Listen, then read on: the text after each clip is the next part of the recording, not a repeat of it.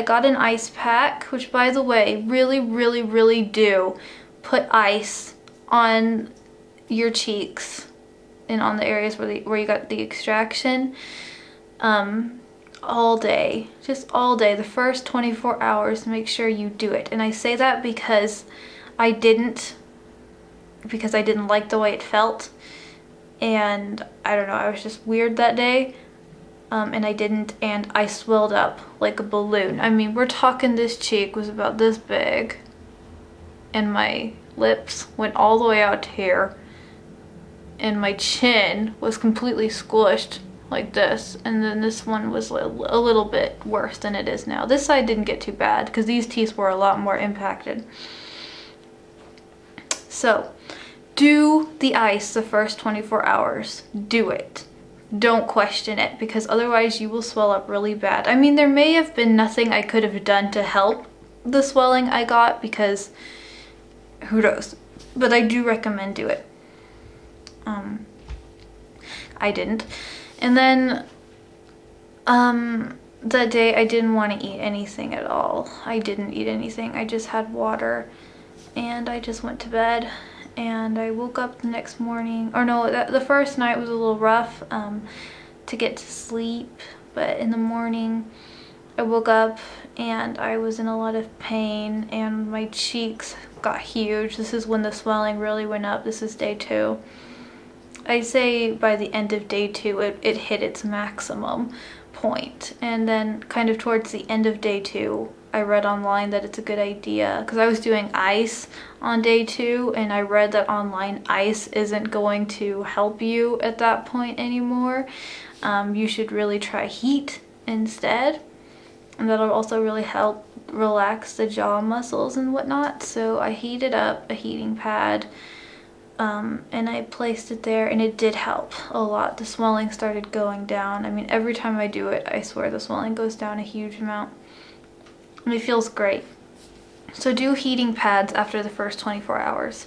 And then this is where things really got annoying for me, because I'm an excessive, you know, teeth brusher, teeth cleaner, teeth flosser. Couldn't do any of it because I couldn't open my mouth. Today I finally got to get a pretty good clean, but this is one thing they don't tell you. It's really frustrating if you have the puffiness to this full extent that what are you gonna do? How are you gonna clean your teeth? I've had really bad breath because I haven't even been able to really eat any solid food. I'll just talk about right now actually what I did kind of live off of the past 5 days. I have had milk and juice, and that's about it. I've one time I tried mixing peanut butter with milk, and it worked pretty well. I wish I would have had a banana, but I didn't. And then the next day I didn't have peanut butter, but I had a banana, so I mixed milk with banana, and I made like kind of a milkshake. It's actually really good. So I had that, and that's probably the biggest amount of food I've had in a while. Sorry, my camera cut me off because I apparently am talking for way too long. But okay, I'll just kind of summarize the rest really briefly. So in terms of food, I do highly recommend that you eat you know, baby food, whatever you can. I will admit that that didn't happen with me, and I especially think you should do it because ibuprofen will mess up your stomach, especially if it's empty.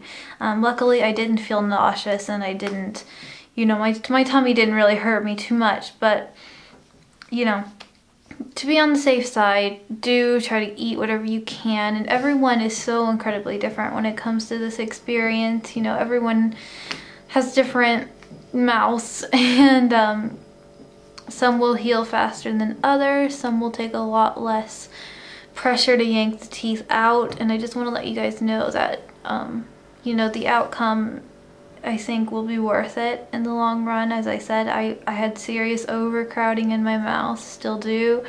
I have started flossing again, and this is something else that's kind of a new symptom. And I usually floss every single day, and I never had any blood when I flossed, and now I do. And I think it's due to the fact that I haven't been able to brush my teeth properly in about 4.5 days.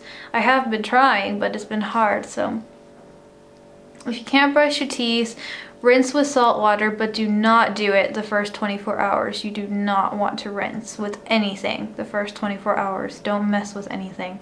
After that, depending on if you're still bleeding or not, you can start rinsing with salt water to kind of help clean, because salt water is incredibly antibacterial and very healing to the gums. And real salt, I'm not talking about table salt, I'm talking about like sea salt or Himalayan rock salt, something like that. And then yeah, just good luck to whoever is getting their wisdom teeth pulled, and it's totally doable, conscious, I promise you.